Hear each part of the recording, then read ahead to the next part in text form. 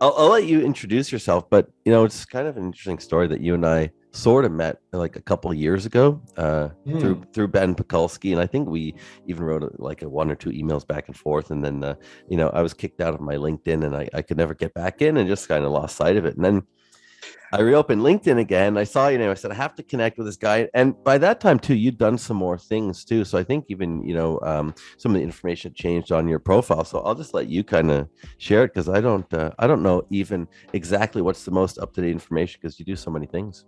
I started fighting crime. It's a fun Yeah. pastime. Yeah, it's an interesting thing when someone asks me to introduce myself because I don't necessarily always know what story to tell or what term to use. So why don't we kind of go from when we were first introduced, and Hmm. then we'll fast forward until today. So you and I have had an interesting path in the sense we both went to the same school, right? We both kind of got our start in the wellness. Like there's the fitness space and then there's the wellness space, and they sometimes come together. Oftentimes they don't. So we both went to the Institute of Holistic Nutrition. That was my kind of perspective change in 2012 when I was in the exercise industry, hit a little bit of a roadblock in the professional life, which leads to a roadblock in personal life. And at the time, it was suggested to me to go back to school.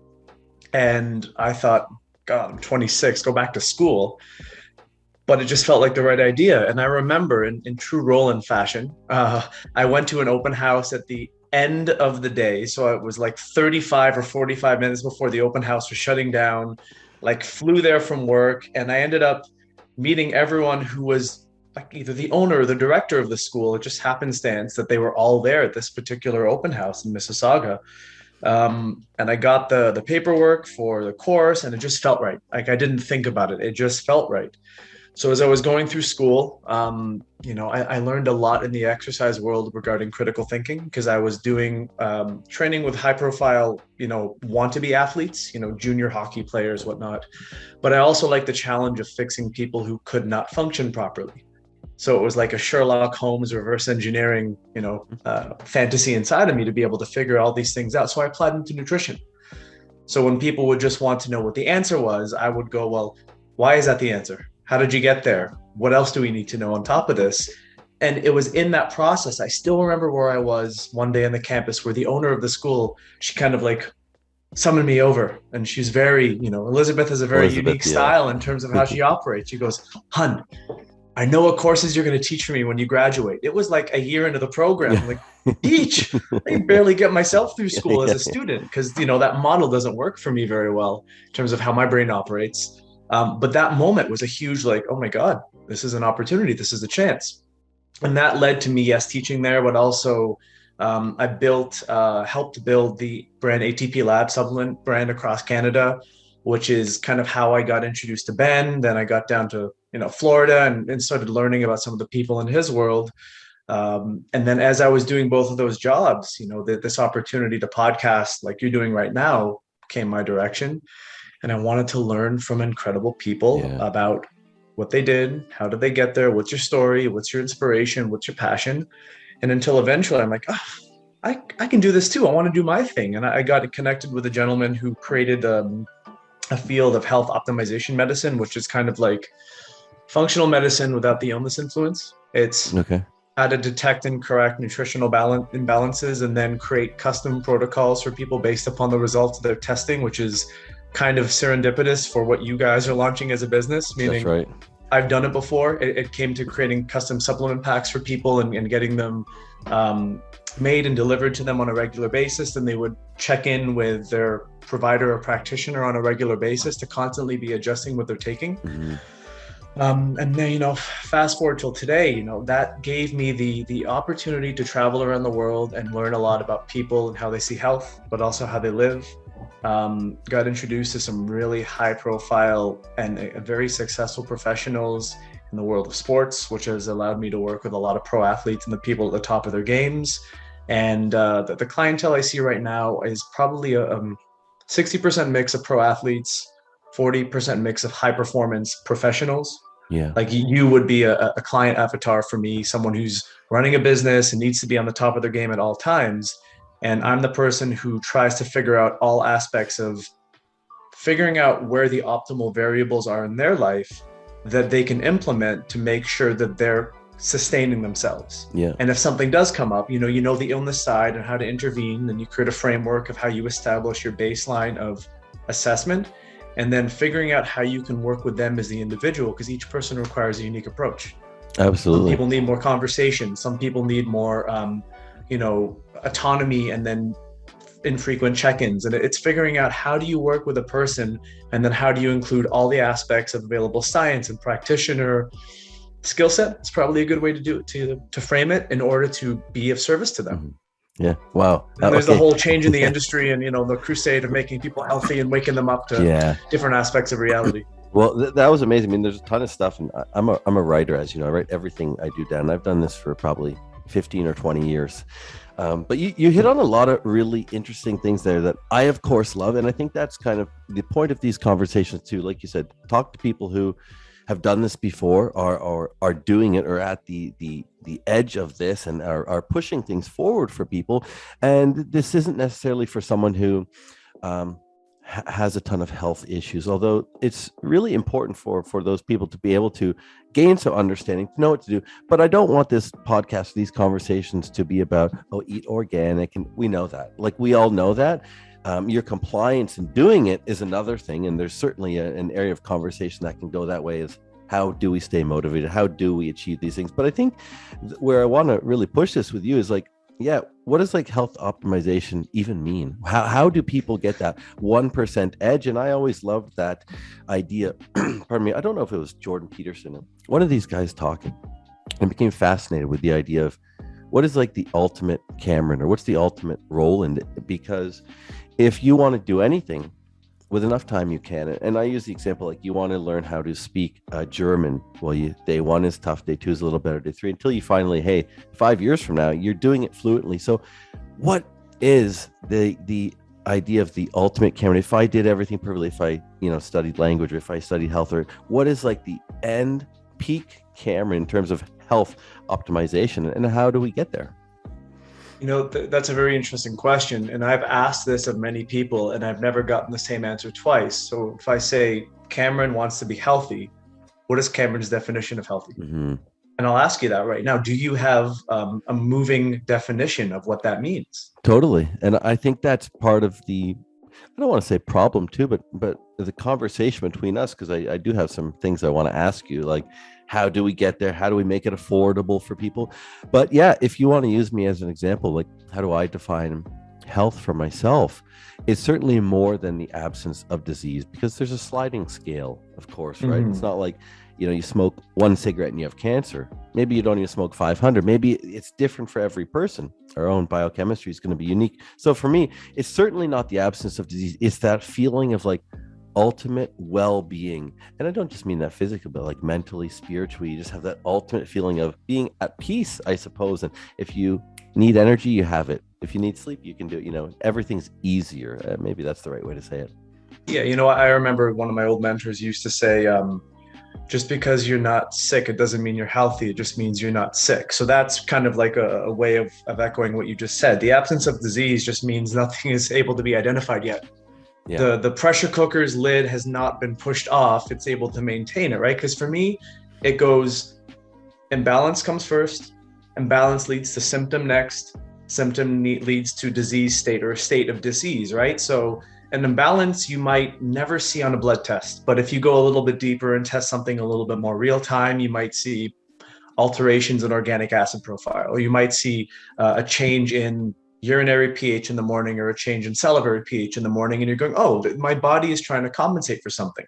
And when you lose compensation, you get to imbalance, where something is now a bottleneck.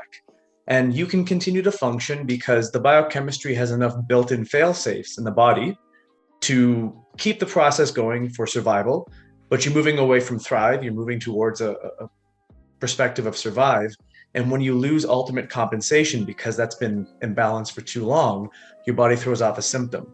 So it's really just, that's the progression from not sick to disease. Mm-hmm. Back here is like, you have to add some additional first principles, right? So what are the things that the body's always trying to do? One of my favorite perspectives that was introduced to me by Dr. Brian Walsh is, so if we are the organism, we are the organism made of organ systems. So each organ has its own function, but all those organs communicate with each other. So organ systems have to be able to communicate, which means all those organs are made out of tissues. And there's about 4 major tissues in the body, and all those tissues are made of cells. So we've gone from the organism back down to the cell. And for me, health is the balance between all the building and breakdown processes, the anabolic and catabolic processes for that cell. And we probably have to layer in an additional factor, because what's healthy for a 7-year-old isn't necessarily healthy for a 70-year-old. So we have to respect the life cycle of the organism or of the person. So for me, health is a cell just knowing how to be a cell. It takes in nutrients, it spits out waste, it builds a proper membrane, it gives birth to a healthy cell, and that just keeps happening over and over and over again until time intervenes. Yeah.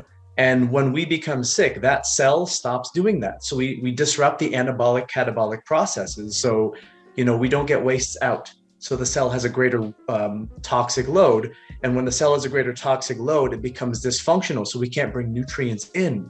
So we've lost the ebb and flow, the yin and yang, to be, a little symbolic of how we sustain health. So for me, health is that, but then you have to layer in the subjective. Well, I feel good. I have energy to do everything I want to do. And energy doesn't mean coffee. Energy doesn't mean adrenaline. It just means that you never go like, oh man, I'm too tired for this. Sleep well. Your autonomic nervous system regulates the functioning of all of your organs. You have a parasympathetic, sympathetic balance. You have regular movement of the body, of the muscles, of the bowels. And you look well. You look in someone's eyes, if they're healthy. Yeah. You look at someone's hair, their skin, their nails, you look at their teeth. Like, all these things are manifestations of how we can see health. So yes, we have a scientific assessment. And then there's what you said, this feeling of vitality. And I've never told someone that their answer is wrong. Right. Yeah. How can you? Yeah. But as you said, we need to establish some first principles. So once we've freed someone of not being ill, then to push someone to the ultimate version of themselves is to align every rhythm in the body with every rhythm of what the body is meant to be in connection with. So your circadian rhythm, the ability to have good quality magnetic exposure for magnetic fields, being in touch with the earth, clean air, clean water, clean food, as you say. And then if someone's lifestyle is fast-paced and really intense, they have to do more to sustain their health than someone who lives a more modest, low-key lifestyle, because they're pushing their physiology. If we use the analogy of a car, if you take a car to a racetrack, you're going to have to rotate the tires, change the oil more often, replace the brakes, because you're driving it harder. The same is said with the human. My pro athletes are the lower end of the health spectrum more times than not, because of what they put their bodies through. Imagine playing for 15 years in the NHL. You have someone on skates moving at 30 miles an hour who's 220 pounds trying to hit you. And sometimes they do. Yeah. So what does the body have to receive, right? So it's understanding the ebb and flow of how you gather all those variables. How do you determine that person's health status from a baseline? And then what decisions can you make to fill the gaps that exist, so that eventually the organism can just get back to expressing health? Yeah. Well, every time you say something, man, it's so intricate, and it's obviously you have so much knowledge, and that's why I love the conversations with you. I mean, that we've just had the few short ones just over the past month or so. But this is part of the predicament. Yes, we can start a company and try to attract people and do personalized health, and you've done that, and I'm doing that.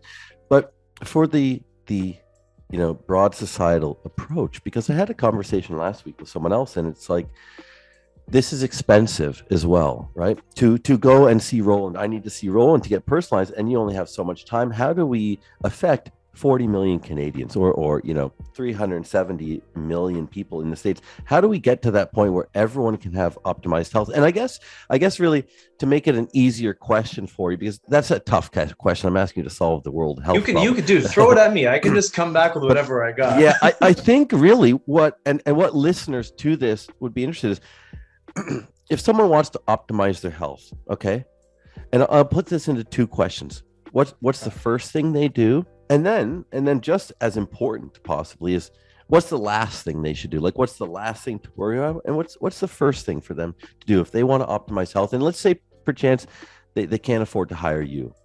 Yeah. So one of the things that I always use as a guiding principle is the concept of perspective. So I think if we want to use the word optimize or optimal, we have to first ask optimal for what, right? So that's compartmentalizing that term because it's thrown around a lot.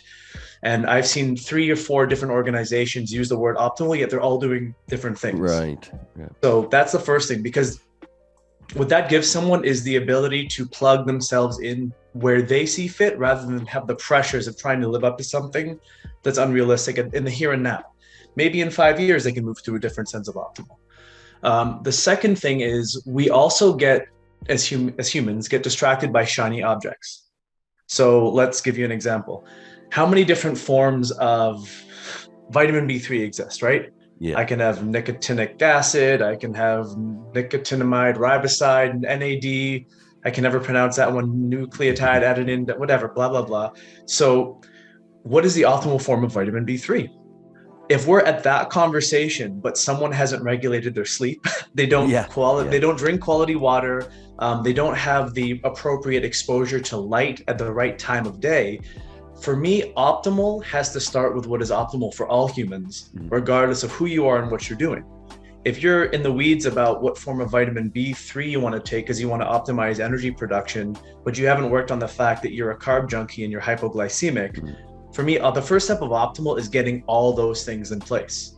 So it's circadian rhythm, which is the influence of light and the influence of how it affects physiology, because that controls everything. Someone could take supplements, but if their circadian rhythm's off because they're watching, the off at 1 a.m. in their bed, well, then insulin resistance is going to be a bigger problem because you're going to secrete twice the amount of insulin the next day when you're under recovered. Right. Or you're frozen. You are frozen. You look very pensively listening. There we go. So if you don't optimize the aspects of what anchor the human being, everything else is a nice conversation. Yeah. And if someone is not doing that, they should take those supplements because that may be the very thing that's holding them together. So optimal for what is the first question. And then what I think you can do is based upon someone's ability, right? For me, optimal is a very specific framework of looking at all the possible baseline testing that I can run on someone to get a picture of them on paper, their internal biochemistry and physiology. So that's the next level of going, what specific holes exist that we can plug with objective information? And the last piece would be, how do we apply this to you, the individual? Because if I want the ultimate Cameron and the ultimate Cameron travels to Asia once every 2 months and deals with massive jet lag, that's different from someone who doesn't do that. So then we have to personalize that. And I think the unfortunate reality is to get to that ultimate iteration, it is expensive right now.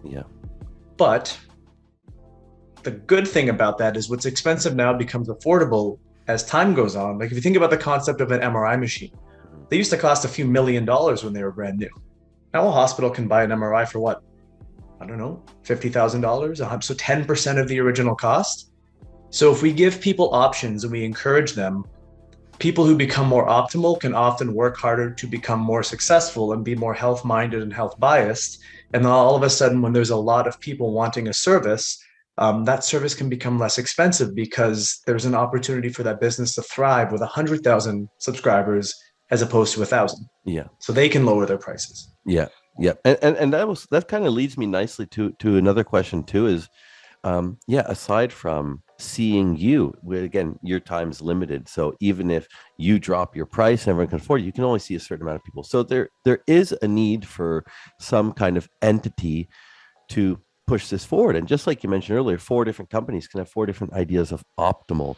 So what role will technology play in allowing this to be accessible? Like, and maybe I'll make it more specific because I love vitamins and minerals, right? There's mindfulness. That's really not my niche. My niche is vitamin, mineral, mega dosing, really hitting the nail on the head with those key, like you said, cellular level nutrients that we can impact, cellular level that can then impact tissues, organs, systems, and the body, right? So start from that level. So what role will technology play in allowing people who want this personalized approach, who want that optimized approach. They can't afford to see you every week. And hey, I'm going to Japan, so I got to see you before I go and see you when I come back. And that's really, really wonderful that people can afford. But yeah, what role is technology going to play in that?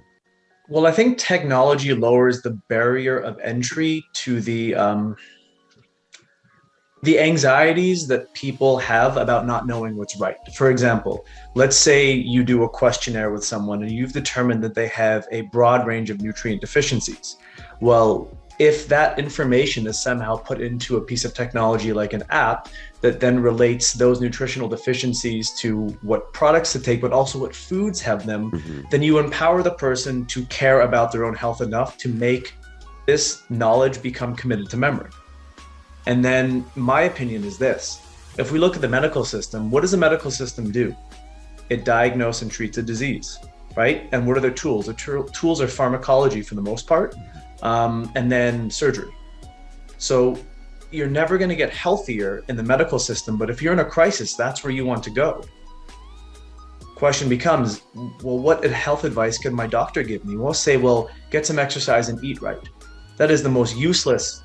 Like, what am I eating? How much exercise do I do? So I think in order for technology to integrate with this, we have to make people care enough about their health that they're willing to invest a little bit of time to become their own practitioner day to day. So they don't have to see someone every week. They have enough knowledge to keep things together. And then if something happens, because health is not static, it's dynamic. You know, one decision made played out over the course of 3 months can change the direction of where your physiology goes to deal with whatever you're dealing with. And that's when they can maybe, use resources more wisely to go see someone who can add perspective to when the topic goes slightly above their heads. So I do believe that, it's a cliche saying, but the patient today becomes the doctor of tomorrow, the nutritionist of tomorrow. I do feel that's the only way for people to be able to sustain these things without needing their hand constantly held. Yeah. It's like something gets them in, it makes them feel welcome, makes them feel safe and supported, which then leads to empowerment, hopefully. And that empowerment leads to the sustainment of these behaviors. And then once they've got those bang on, then they can get into the upper reaches of the more of the fancy stuff where, where you're wearing a continuous glucose monitor and, you're recording your sleep scores and you're doing your light frequency. You have to understand where those things fit in order how to use them. And you need to put the onus and the responsibility on the person to go, I'm the owner of this body. I'm the energy that inhabits it, if you want to say that differently. And in order to maintain it, I need to commit myself to knowing how it works and knowing what it needs on a regular basis. Because that takes care of 95% of things for most people. It's like making a cake. You can make the sponge, gluten-free, whatever you want to call it, cake, and you can put icing on top. And you can eat the cake as it is, or you can write happy birthday, Cameron, but it doesn't mean that you can only eat the cake with a happy birthday. The happy birthday is the fancy stuff that, some people can only afford for now. Yep. Makes sense what I'm saying? Absolutely. I love that. Yeah. And again, you can see I'm writing as you're talking because you're an incredible multitasker, dude. Sometimes I'd be drawing scribbles if I was speaking this quickly and I was trying to write. I had this conversation last week with someone else too. And it's like, once I put the headphones on, it really changes things. And I asked people, like, do you wear headphones for your podcast or when you're having conversations? And for me, once these are on, you're in a different world. Kind of when you take them off, you like wake up from a dream almost. It really puts it, so I'm able to write. It's like, oh, I'm back. I'm back. Yeah. Where is this place? Yeah. But you said something that I really believe in, and I've got so many kind of questions from it. But you said, empower people enough that they care about their health. And I think that's really strong. And that's why I fell in love with symptomatology, because not only had the medical system failed me, and I think that's a lot of people's story, and that does get them into it. They're aware that they go to the doctor and they get prescribed something and they go home and there's no better advice. There's no lifestyle. There's no dietary advice. There's no exercise advice, like you said. So unfortunately, sometimes people have to hit that rock bottom where until they say, okay, I need to make a change. I need to see someone else. I need to take a different approach, and they need to be empowered. And I hope that people aren't empowered necessarily just by negative influences, but that's why I fell in love with symptomatology. Although you also mentioned about objective measures. So how much weight should people put on objective versus subjective? Because, I think someone explained to me once that symptoms are subjective. Okay, we can't measure them. Well, I'm itchy. Well, what does that mean to you and me? I'm in pain. Well, that's subjective. Is the pain a 10 out of 10? Is it a 2 out of 10? And if it was me, would it be the same? So it's subjective. Itchiness, all those things are subjective. But by virtue of your awareness of your body, of these symptoms, hey, my fingernails are growing slowly, that means something. So like you said, by virtue of awareness, you do become empowered and you do want to make better decisions. But yeah, where's that balance lie for people in subjective versus objective measurements of their health? It's a great question. The thing that's coming to me as you're asking is, there's a dance, an intricate and intimate dance between the two concepts that have to be merged, right? So if I run a lab test on someone and there's a metabolite that's off the charts, they don't know what that feels like, because you cannot personify, 4-hydroxyphenylacetic acid on a urine organic acid test. Most people can't even pronounce 4-hydroxyphenylacetic acid the first time they see it, right? But that will lead to some subjective experience in the body of dis-ease. If it's large enough, right? So for me, the one thing that you can never get away from is people need to feel the difference. Yes. So their subjective pain is likely what brought them to a practitioner, and their subjective improvement is likely what's going to make them feel like they got value out of working with someone. That's what they're looking to change. The person will select for how much subjective things are important to them. I.e., if someone is very feel-based, they're going to care less about lab data and more about the fact that they don't feel like they want to. If someone is very binary in terms of their life is zeros and ones, and they like to see things on paper so they can believe that it's real, that's where you have to weigh the differences. But as a practitioner, the art is being able to take objective data and understand what it means in a vacuum, and then take the subjective data and understand that that's how the body is presenting its imbalance.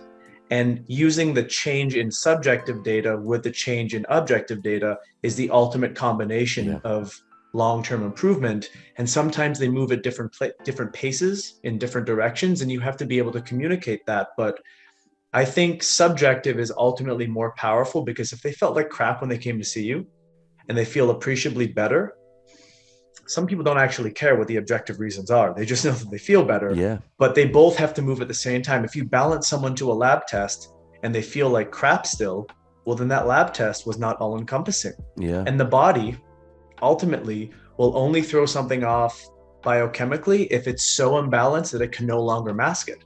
How many people go to the doctor, they get a routine blood panel, and there's nothing wrong here. Yeah. But they felt like shit. Can I say shit? Can I swear? Okay. Yeah. Oh, of course. Yeah. Yeah. Okay, cool. Yeah. How many times have people gone to the doctor and they've been feeling awful for months, if not years? And because of the limited scope of what that blood panel tests for, nothing comes back, and all the decisions are made from that objective data without taking the subjective information that the client is trying to give you. Yeah. I think it's a very short-sighted way of practicing health and practicing medicine. So they have to be they have to be interpreted at the same time, whatever that means. And they always have to be considered, because you're treating the person. And like you said, if it's symptomatology, how many conditions have overlapping symptoms? And that's where objectivity kind of breaks your decision-making process to go, oh, well, is it psoriasis, or is it eczema?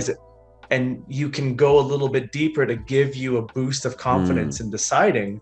But ultimately, the person wants you to fix the boo-boo that they showed up with.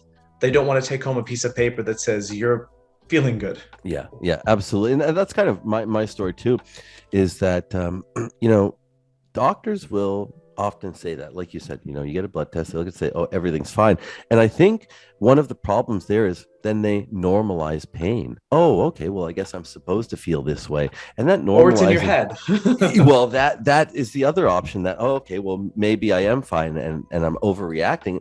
And that, I believe, causes a problem in that subjective reason. If you aren't trusting yourself anymore or what you're feeling anymore, because the pedestal doctor. And I'm not knocking doctors. I have a wonderful family doctor I've been friends with for years. We met at my gym because she's totally into lifestyle and exercise. But you have this person on a pedestal. They're looking after your health, or so you think at least, and they say nothing's wrong. Then absolutely, do you trust your subjective looking at yourself? Anyways, do you test those symptoms? Do you trust the fact that this doesn't feel right, but I guess it is. So that's certainly you touched on something. Perspective is always king, right? Because you said so. Let's expand that statement. Nothing is wrong from what I can gather and see. So let's actually give the doctors a little bit of support here. People in our industry love to crucify doctors, and I would say this: do you yell at your carpenter for not knowing how to fix your toilet? Doctors are not taught what they're not taught. They don't know what they are not encouraged to know for their job because it's out of their scope of practice. So I'm in a car accident. I'm not going to the herbalist. Yeah, totally. Right? Take me to the hospital. Let's attach my flailing leg back on and I will heal. So let's not crucify professionals who exist in their scope of practice in one aspect of the spectrum. But there's a point to where that's going to be beneficial for an individual in a crisis situation. But as we get past that, we have to understand that we don't need to take that anger and frustration that we can't fix ourselves and blame it on someone who's not taught. Or legally, doctors cannot dispense health advice in Ontario, for example. So they're actually against the legality of their scope of practice if they give you advice on a supplemental vitamin or a mineral or diet. It's not their world, which is why it comes back to more people need to take ownership and responsibility for their own health. Or they need to invest in working with someone who picks up from where the doctor leaves off. All roads inevitably come back to subjective becomes more powerful as you get closer to optimal health.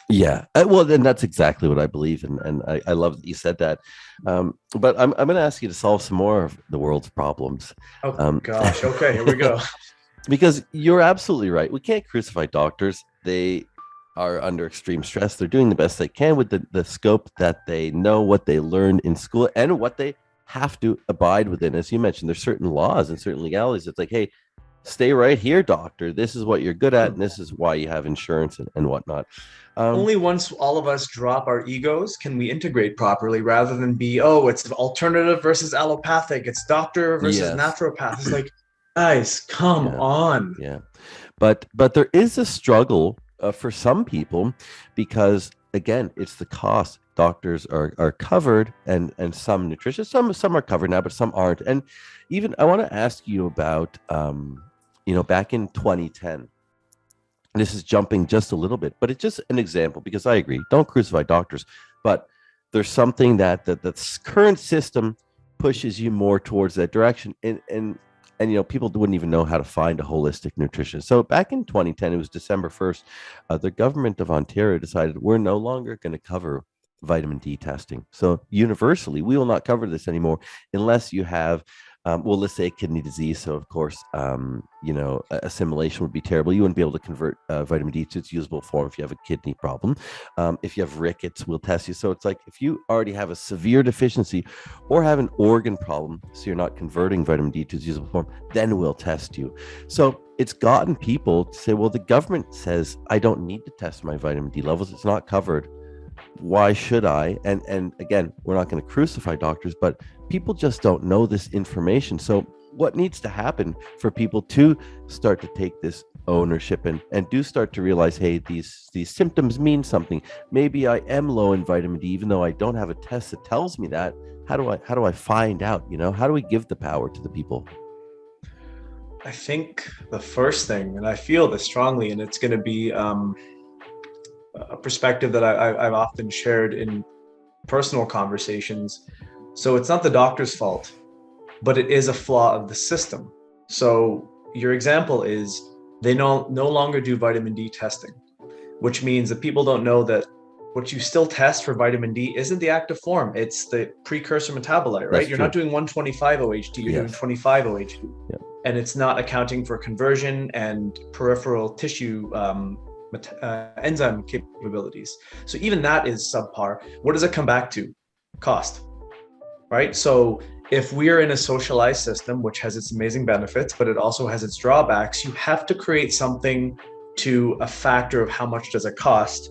And the attractive aspect is bringing it down to the lowest common denominator. So it takes, for every 50 cents you save per person, if you add that up over 40 million people, that's a large operational streamlining at the end of the day. Mm-hmm. So the unfortunate reality is people do not understand that health choices in this country are not made out of the best interest for the individual.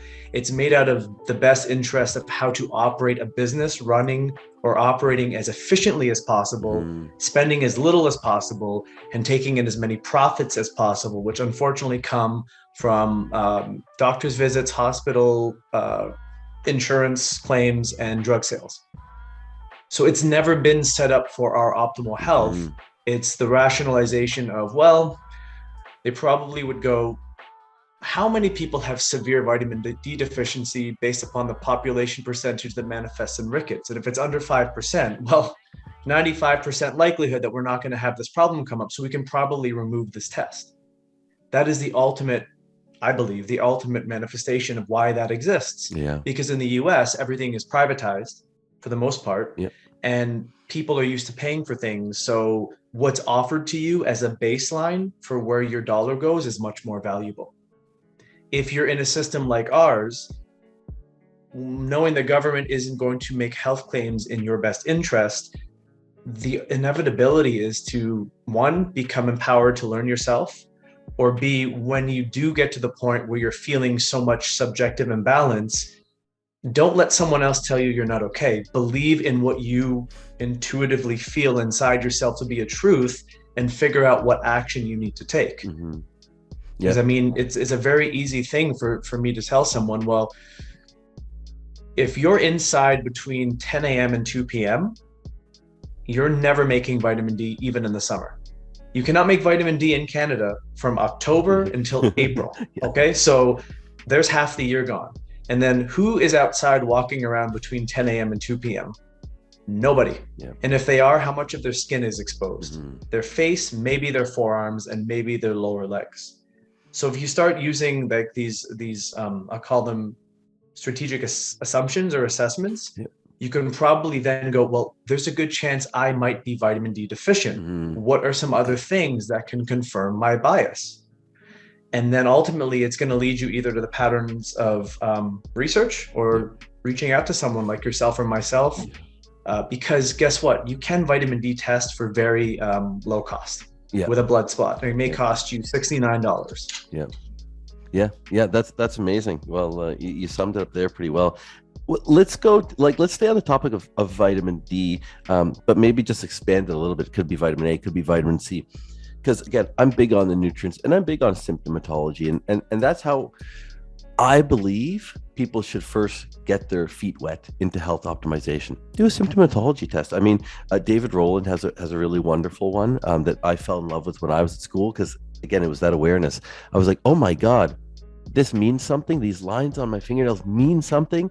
And I can, again, do something with meaningful information and make a change and feel subjectively better. So I fell in love with that. And I feel like that's a really good way for people to get into it. Okay, I feel these.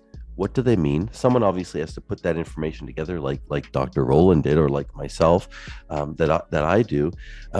So it's a great way to get in. But then how do people get to that optimal nutrient intake level? Like, let's say, again, I want to stay on the topic of vitamin D and they need it. How do they know how much they need? What's, again, if someone is listening now, and they say, yeah, I want to know how much vitamin D I should take. How do they start that journey? Do they take 400 IUs? Do they take 1,000? Do they take 2,000? Do they have an autoimmune disorder and they take 50,000? How does someone find that optimal nutrient intake? And that's a really tough question that maybe you don't have the answer to. And my answer is to do a bunch of different things. But yeah, how does someone figure that out? Yeah, I mean, there's two ways of looking at it, right? So if you want to go the subjective route, you look at every possible manifestation of vitamin D deficiency that the body can experience and continue supplementing until you no longer experience any of those, right? It's a very cause and effect way. It's not without its responsibilities, because excessive vitamin D with high calcium, low magnesium, and low vitamin K2 can be very bad for calcium deposits in your arteries. So, if someone reads a research paper that says 10,000 to 20,000 IUs a day, and they start doing that every day, there may be some unforeseen consequences. So the ultimate example of answering your question is you have to test with something so specific. There's a point where at some moment, you'll have to get some assessment so you can make sure that you're continuing on the right path, right? However, if you go back to the point of assessment of subjective symptoms, oh, you're frozen again. I don't know if this is coming through. Yeah. Oh, yeah. I can hear you. Yeah. Are we good? I don't know if you can hear me. You have a very Blue Steel Zoolander look right now. There you go. So where are you? Are you out in the wilderness or what? I'm actually in Salmon Arm, British Columbia. I kid you not. Salmon Arm is the name of this town. A sleepy little town just got dumped with like 3 feet of snow. Oh, geez. Yeah, but sorry about the connection. Back to your question, because vitamin D is so specific, and there are some consequences because it is a fat soluble vitamin that actually acts more like a hormone than it does a vitamin.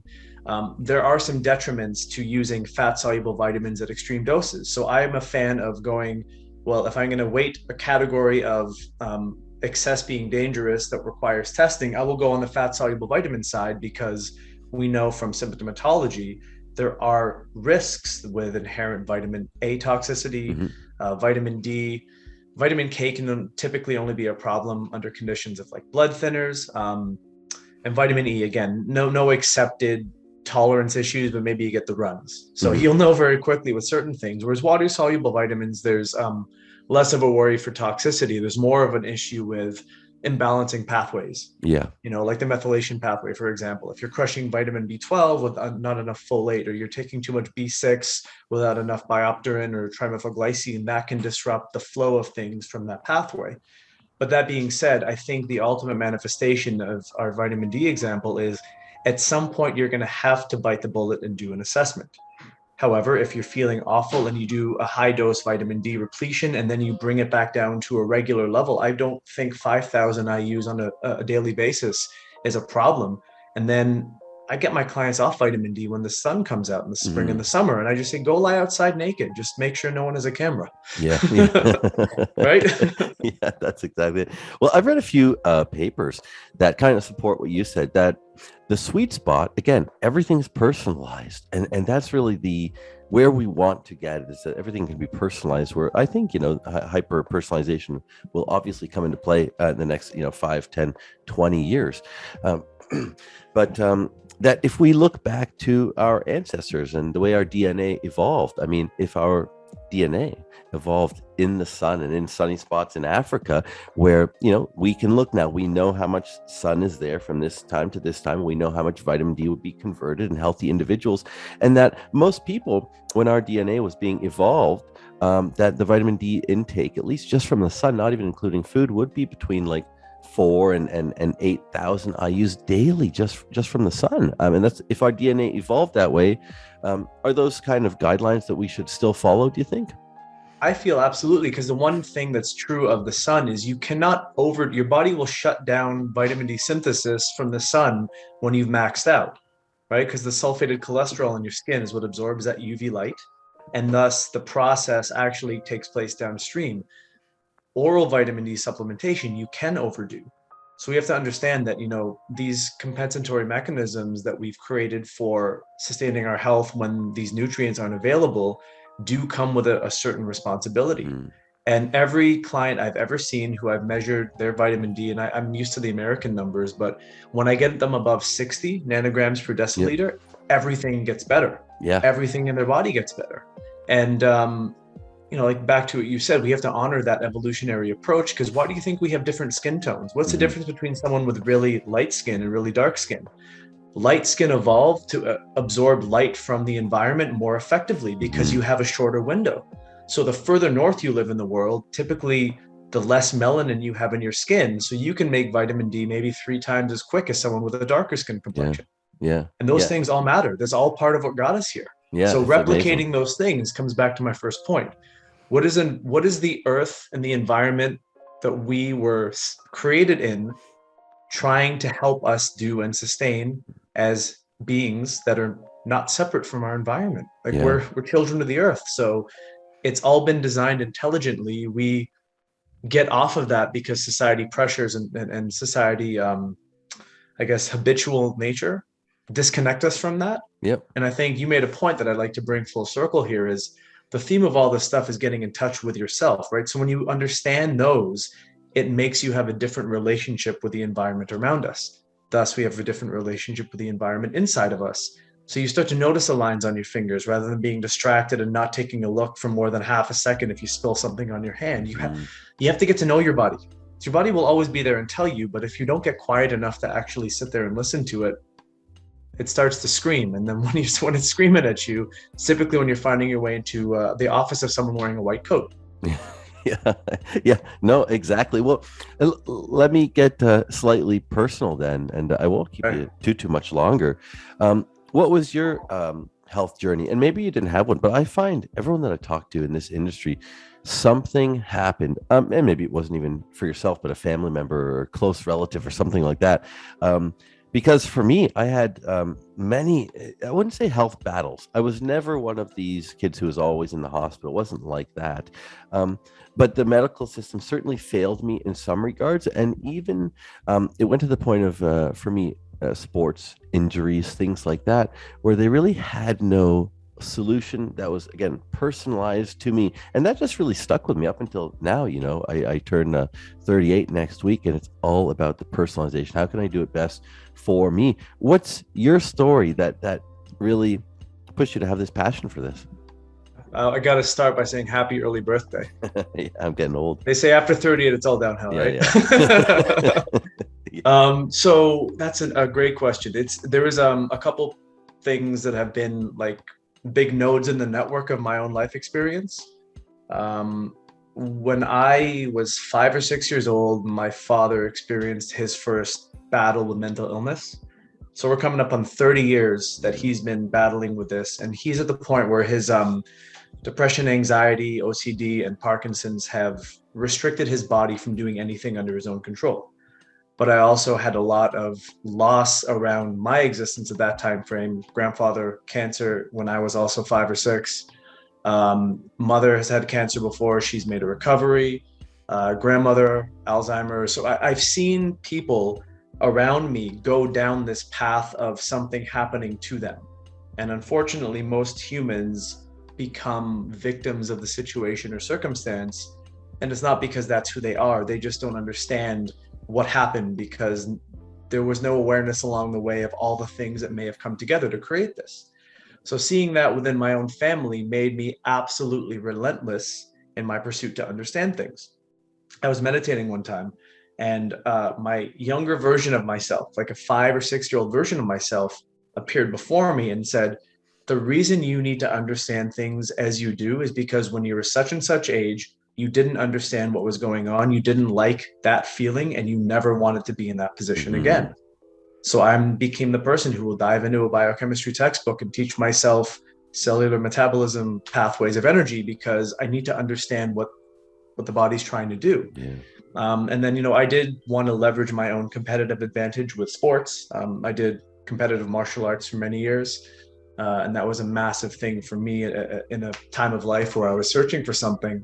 And I realized, if I eat differently, I might be able to train harder or recover, with greater speed, or I might be able to push my body more before it would fall apart.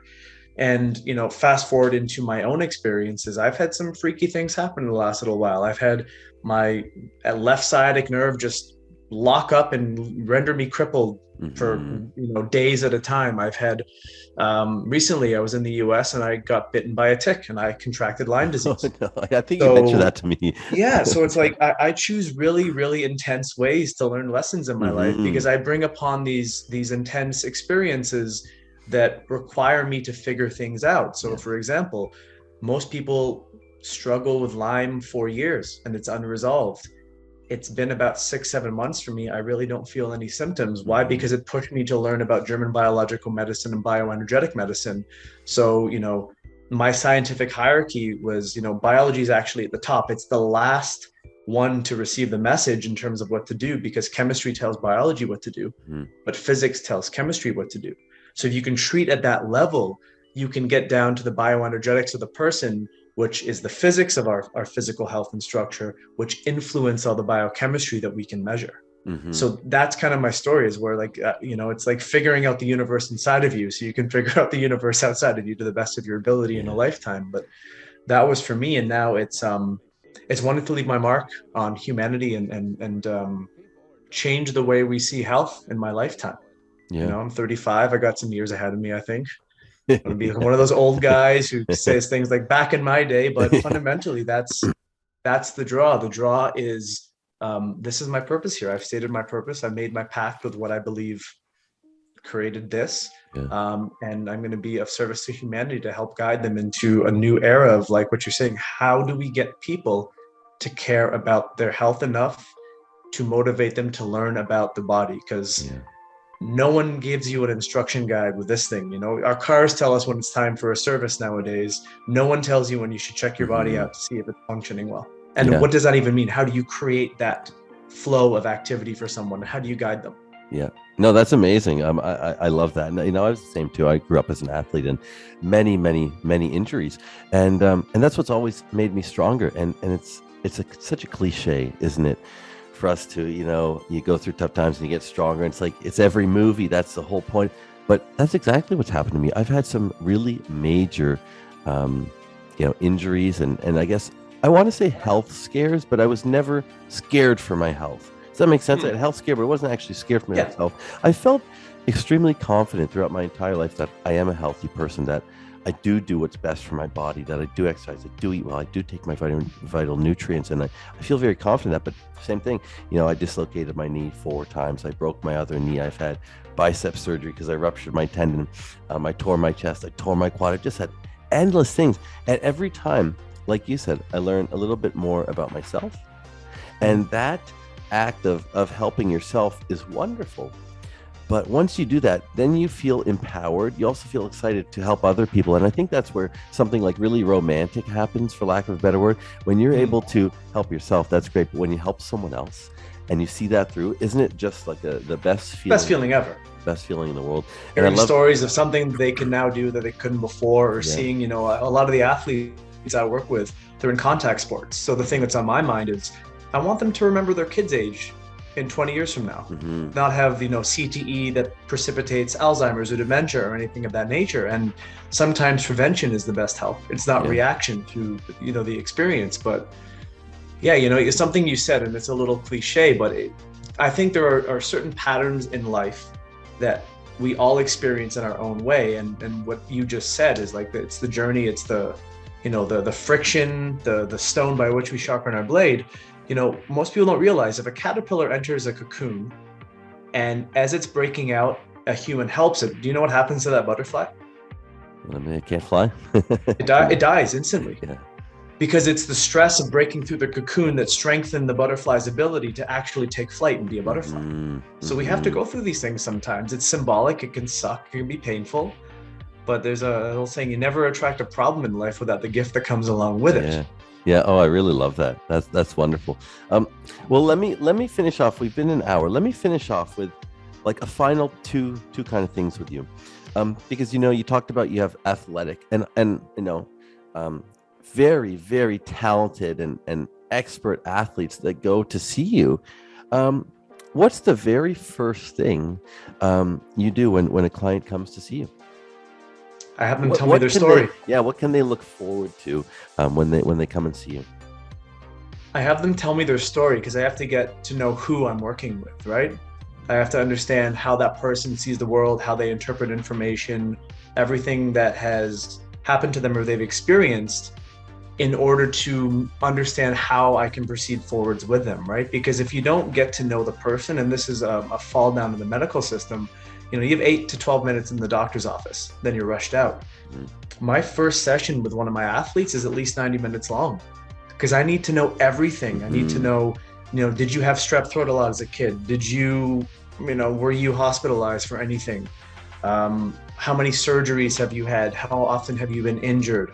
I have to know everything about that person, because if I'm to work with them, I need to be able to deliver things to them in the style by which they interpret it. Right. So that's the first thing, is I need to learn their story. And then the second thing, and this is the wonderful part about working with athletes, is I literally do not have a cost prohibition in what it is I'm doing. So I construct a very comprehensive workup to do what's called my pathology screen. That's through blood. Then I do a functional lab assessment through other specimen, be it urine, stool, and sometimes saliva. Yeah. And then Sorry, there, can I just stop you for 1 second? Like this yeah, is the gold. These are like the little nuggets. these are the things that I have not taught yet to people, but I'm actually creating a course Yeah. that's called Optimize the Compromise. So a Yes. funny story of Okay, that. great. Yeah. I was talking to a buddy of mine who's a strength coach for the Golden State Warriors. And we're just talking about working with these athletes who travel all the time, and they're different food, they're sleeping in different rooms. I'm like, man, it's like you're trying to optimize this compromise. And he's like, whoa, whoa, whoa, whoa, whoa. What did you just say? I said, I heard it too. That was pretty good. And that's really what it is. The perspective is you're trying to hit a moving target all the time. Yeah. And it takes an incredible amount of skill, but you have to know that it is a compromise. So the baseline is the assessment of who they are and where they are when they come to see you. And now I have to do the macro cycle of the year, which is chopped up into 2 microcycles, which is the in season and the off season. And I'm gathering data to see what trends and patterns come up based upon where they are in their season, in their state of health. Yeah. And then it's just figuring out, how do you make things as optimal as possible?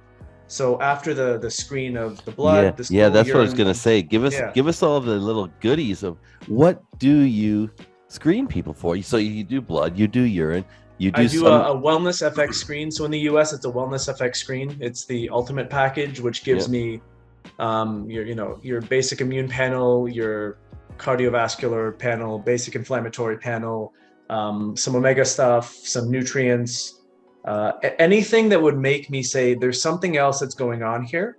And you have to look at the patterns of, for example, if they have a massive elevation in basophils or neutrophils and a suppression in lymphocytes, that means something.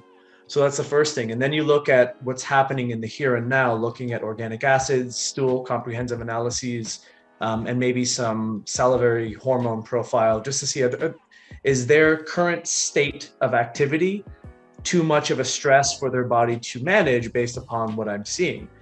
And a lot of my guys will do sleep tracking. They'll do HRV testing on a regular basis. I always do a 4-day or 5-day base HRV analysis where I can see what their autonomic nervous system looks like. Because for me, the autonomic nervous system is the main control panel in the entire body. And everyone gets so caught up in gut health and they're like, oh yeah, my microbiome's off, I'm not digesting my food. It's like, well, your vagus nerve is what controls all of that, right? So if you're never in parasympathetic, you can take all the digestive aids you want. It's still a Band-Aid. It's still a halfway house. So I do some HRV testing. And then from there, we construct everything that they need to do from a supplemental, but also a diet and a lifestyle perspective. I even have one client who's so on it that I have mapped out all the restaurants in all the cities that they play hockey in, but also where all the Whole Foods are and all of my product selections that I would approve. So this way he knows what he can get delivered to his hotel, because, if you don't have good water, nothing else matters. Yeah. If you don't have good quality snacks, nothing else matters. He travels with a grounding mat. I'm trying to get him traveling with a PEMF mat, blue light blocking, all these things, because it is a compromise. So I'm just trying to approximate what the human body would experience in a consistent state when in touch with nature. Yes. So that every day can be as similar as the day before. Just knowing that you can't change 3-hour time zone changes. You can't change the quality of the air on an airplane, or the fact that the team's getting food from who knows where, right? But that's the compromise, I guess, right? That's the compromise. Yeah. So how do you optimize everything that you have to work with? So that's really intense, and you go through a ton of stuff, and I think that's the end goal of everyone. Like, find out every minute, tiny detail to, again, optimize I think health. You just answered your first question of how do we figure out what's optimal. We got there. But there's so many tools, and I've always been fascinated by the idea of, like I said, what is the optimal cam? if I did everything perfectly, if I went to bed every time at the right time and I never woke up and I had enough deep sleep and REM sleep and my heart rate variability was great, like what is the ultimate cam? And that's really fascinating to get to. But for the people who again might not be at that level or don't have the knowledge that you have, that's just so extraordinary and fun to kind of pick at the puzzle of you and what you offer. But you mentioned like a PEMF mat, blue light blocking glasses, all of these tools. There's so many tools now that different companies offer to, again, optimize one tiny aspect of health. What's the one thing, and this is going to be a tough question, what's the one thing you could pick if you had to do one test or one thing, if it was blood, if it was urine, if it was doing a PEMF mat, not necessarily testing, but one tool that we've come up with in this century, these amazing innovations. What's the one tool, if someone could only afford one, what do you suggest? I would say it's heart rate variability testing. And the reason being is you can correlate so much through HRV. So what heart rate variability is, and not a lot of people understand this, is you're measuring the time gap differences between each individual heartbeat. The heart is not a metronome. It shouldn't be tick tock, tick tock. If your heart's a metronome, that means that you're in severe physical distress. So the greater the variability, the better you can access both sides of your autonomic nervous system, right? Because inhalation is sympathetic, exhalation is parasympathetic. They're always at play. It's like if you're driving a race car, you can push the gas pedal, but you can push the brake pedal at the same time to modulate the speed. That's how the body works. It's not an on or an off switch. So for me, you can correlate HRV and the patterns of someone's HRV with where they are in the state of health. So if your HRV is in the basement and you have excessive parasympathetic, someone like, oh, that's great. No, your body's literally making you one with a couch, so you can't move, can't do anything except recover. If you're in an acute stage of stress and you're chronically sympathetic dominant, you're going to get the job done, but you're going to burn through resources excessively quickly. And if you are able to access both, well, parasympathetic is rest, recover, and digest, which is anabolic. That means cells can take nutrients in because you can process them and digest well. You can sleep and regulate your sleep cycles. You can maintain that vibrance of health. Whereas when you're sympathetic, you're accelerating the use of resources because the stress of your daily living is requiring that of you. So that would be the one thing that I would say is a piece of technology. And if someone wanted to invest in something as something to use that's an easy cost of entry, it would be a really good pair of blue light blocking glasses. Because the wrong light frequencies at the wrong time of day are just as bad for you as, say, drinking like pop or smoking or something of that nature, because it's called phototoxicity, right? If you are experiencing, like, there's a light above my head right now and I'm staring at it because it's super blue and I hate it. And what that light does is it's incredibly stimulating. So if someone has started to change all the light bulbs in their house to high efficiency bulbs, they're going to get sick faster. Because your brain is going to interpret that information via your eye. There's these specialized cells in your eye called your retinal pigmented epithelial cells. And they absorb light to tell your brain what time of day it is, which controls the release of all of your hormones, the control of your entire autonomic function of cellular communication. So if at 9 o'clock at night, you have these high efficiency bulbs going on over your head, the TV's on, you're blasting yourself with a light frequency that you would only see in the middle of the day. So what does that mean? Cortisol goes up, melatonin goes down, you start cycling through B vitamins more quickly, and then you run into deficiencies. So a good pair of blue light blocking glasses will absorb that light frequency so it doesn't get to your brain. So your sleep is more restful, and thus you can recover and go back to HRV. You can maintain a greater HRV and your autonomic control is more regulated. It's amazing how it's all connected to all the everything health. Everything affects everything in the human body. You just have to figure out the patterns of how to understand what is the body trying to do. Like, what does a cell need? Oxygen, water, amino acids, fatty acids, some sugars, some antioxidants, and then to pump all the metabolic waste out of the system, dump it into the organs of detoxification, and remove it from your body. It sounds so simple. In a nutshell. It's easy. Everyone should be able to do it. Let me just finish up on that HRV. Because for people that don't know much about heart rate variability, and I have an Aura ring, so I wear this 24/7. It tells me my heart rate variability, tells me when I fell asleep. It's got all Now, this cool stuff. Aura Ring, and I hate to burst people's bubbles, is not true HRV. Okay, perfect. So It's that's the perfect segue to this. computational. Yeah. What should people be looking for? So if they test their heart rate variability, because that's the thing you said, the one thing they should do, what are they looking for? What's the number? What's the measure? How do people know if it's good and if it's bad, and how to improve it? Let's give people that information. Okay, so it's not to say Aura's HRV isn't valuable. It correlates very well with true HRV, which is only done with a chest strap. Okay. So if someone wants to get the gold standard, they need like a Polar H10 chest strap, and they need an app that connects to that.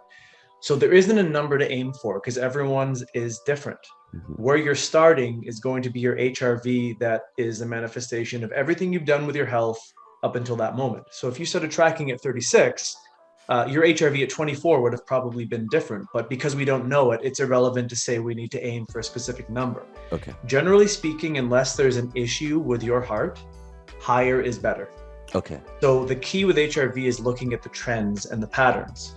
So if your HRV is slowly dropping over time, it means you're moving towards a constant state of sympathetic dominance, which is typically a constant state of inflammation, which correlates very well with acidity and a deficiency of negative charge. All these things are connected. So if your HRV is starting to drop and it doesn't ever rebound, well, it's like saying, I just drove across the country. I've been driving for 12 hours and I can barely see straight. It's time for me to pull over and rest. Now, comes back to what you said. If we don't have that connection with checking in with ourselves, we ignore it. Yeah. So the most important thing is honor when you're exhausted. And once you spend some more time prioritizing recovery rather than training or stress, your HRV should bump up. And if your HRV is not bumping up, well, maybe there's some nutritional deficiencies. Maybe you're lacking magnesium. Maybe you're lacking taurine. Maybe your blood sugar is not regulated. Right. So you need to look at, well, what's the next layer down if me just chilling out for a little bit and prioritizing sleep and taking some time off of intense exercise isn't the gig. Maybe something is stopping your HRV from elevating, which means there is some kind of inflammatory occurrence or state of inflammation that is in the body that is causing the body to stay in a stress mode to fight it off or to try to heal it. So that would be the next thing. So what's the measure for HRV? Can we do this? Can I look at my heart rate variability and you tell me? I don't know the Aura's ratings very well, but I mean, it gives you like a double-digit number, like a 44 or a 47 or something. Let's look. Can you look at your trends over the last month? Yeah, let's do that, and then you can tell me if I'm going to die tomorrow or something. We're all going to die, Cameron. It's not going to be tomorrow. Let's see my heart rate variability. Let me just find it here. I forget where it shows me. My lowest heart rate. No, that's not okay. Your resting heart rate matters too. Yeah, my resting heart rate average is 51 beats per minute. That's good. So you have the heart of an athlete.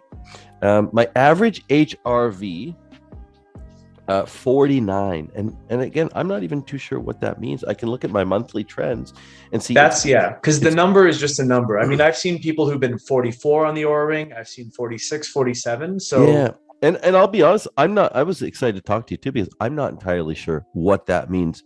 Again, for me, it's always personalized.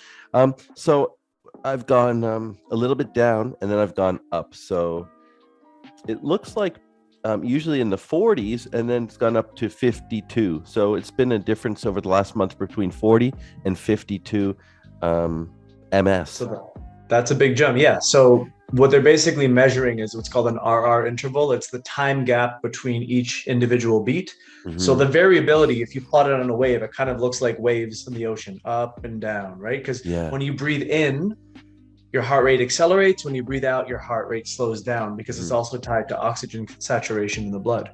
So the fact that you've been trending up means over the last little while, you have had more stress tolerance because you are less likely to be stuck in sympathetic. Lower HRV is typically correlated with more fight or flight activity. So it makes sense. Over the holidays, you probably chilled out. You spent time with your son, like spending time with kids will bump someone's HRV. You rested more. You saw your family, your loved ones. All those things are also intangible ways to increase your HRV. because you're not existing in a state of chronic subconscious stress. Mm-hmm. So when it goes down, you've had the gas pedal to the floor. When it goes up, you're coasting. So people could look at this information, whether it's from Aura or from a better chest strap that you mentioned. I don't want to say all they care about. You know more about this than me, but if they start wherever they start, doesn't matter. As long as it's going up, that's a good thing. And if it's going down, it means that they're under stress or not handling the stress well. Yes. Okay. Or if it's really low, something is currently not right with their physiology. And the clue that they're being given is they have very low heart rate variability. Mm-hmm. It comes back, their heart is at metronome. It means that the body doesn't have enough energy to access greater bandwidths of function. Mm-hmm. So it's keeping everything really tightly regulated so it can keep everything on the rails. Wow. Yeah, it's quite amazing. When I do what all HRV these things testing, can tell you. I always lie down. I always do like a lying to standing test. Yep. So I see what someone looks like when they're lying and then what happens when they stand, because there's an expected response. Mm-hmm. And then you do a little stress, what's called a Valsalva maneuver. Then you do some deep breathing and it plots them on a quadrant system where I can go, okay, if you're in this quadrant, this is the best place that I would like you to be. If you're over here, you're inflamed. You know, if you're here, you're depleted. If you're here, you've got like a hyperkalemia, or you've got some serious issue going on because you're in a negative sympathetic, positive parasympathetic, i.e., you need to chill for a while or do some deeper testing. Yeah. And sometimes that's the best advice, just to tell people to just relax. Yeah. Right. But it's also the worst thing for them to hear, because if, you know, the old saying, neurons that wire together, fire together. Yeah. If they're used to stress, pushing someone into a state of relax when they're too stressed, they start stress seeking. They have to change their relationship. You know, you said something and I wanted to add to this. Part of what the ultimate Cameron looks like is it's not just the behaviors outside of you that you do. Mm-hmm. How calm and peaceful is the inside of you when you lie down and you close your eyes without distraction? Mm-hmm. That's a huge piece of it. Yeah, absolutely. I always, I'm a big listener of Alan Watts, and I don't know if you listen to Alan Watts, but that always, it chills me out, gives me a bit of that, I guess, perspective that you spoke about earlier, and I love that stuff, and that's how I always kind of tend to relax and reflect on things. And he said something once about, to be an intelligent person, and I'd like to think I am, or I'd like to be. You have to listen. That you can't just talk all the time, right? I mean, the smartest people in the world, they don't just talk and never listen to anyone else. They listen. They're open to other ideas and other conversations. And if you're always in your head talking and you never quiet that self-talk down, and you never listen to yourself, then how smart can you really be? How in tune with yourself can you really be? And again, when are you ever listening if you're just talking inside your own head? And it was just a wonderful little way of summing that up, to be at peace sometimes and to just listen to your thoughts, not just be thinking, but just sit in silence and listen. And I love that. There's a point to where getting out of the head and dropping into the heart is what we all need to do. Yeah. That's what's going to change humanity, in my opinion. Absolutely. Well, Roland, thank you so much. How can people find you? Do you want people to find you? Are you? I'm one of those people who exists in the shadows. So I've operated without a website, and I don't really do much of the whole social media thing, because I spent years kind of mastering the craft of this, and I still have a ways to go. But at some point, I will, pop up on the interwebs and have a destination. But for the moment, I mean, if anyone's interested in getting in contact with me, is it okay if I say they can reach out to you and we can find a way to facilitate that? Of course, yep. Yeah, because I'm gonna always pick your brain. I'm gonna have you on here more than once, obviously, and I'm okay with share that. the wisdom. This is fun.